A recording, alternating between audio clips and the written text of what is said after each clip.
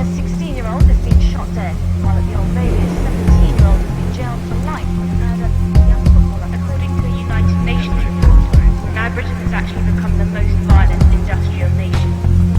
The chances of being assaulted or mugged here are almost higher than in the US. London is more dangerous than New York. Dispatches have been talking to youth affected by a wave of violence that's claimed one teenage life a week over the last year.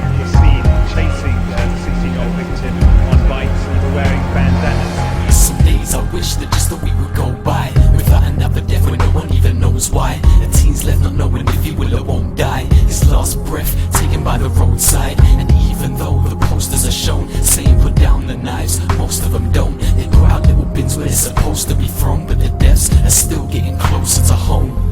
In a city where youths wanna be bad boys, following each other like some sort of mad droids, till someone stabbed them remembered in the tabloids. Their life taken away over something as pointless as a mobile phone. Scarier though is when a teenager's walking barely a road from his house, when he's approached, asked where is his home, then stabbed just cause of his fucking area code.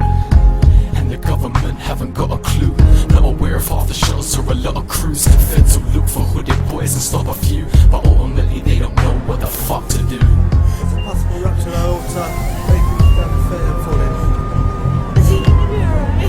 And we're doing everything we can. We need to stay as calm as possible, we'll see that possible. It's very sad that the young man has lost his life.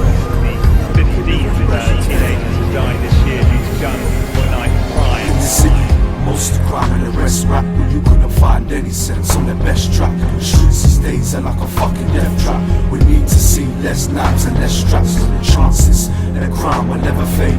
With each death just becomes more and more vague. I've even found myself now at one stage for my own protection, carrying a blade, cause it seems that nothing else will guard me and stop myself becoming a victim, and it can't be the cops. One too many knives have scarred me to drop my defenses. Nowadays it's hardly a shock.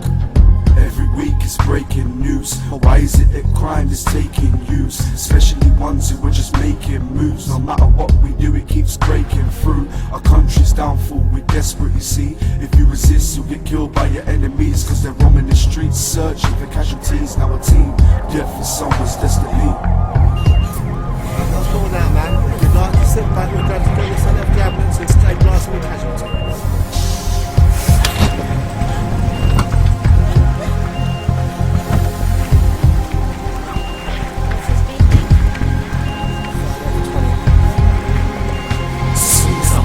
City, it's daily sirens. There's never a day to remain in silence. Look on the news and it's mainly violence.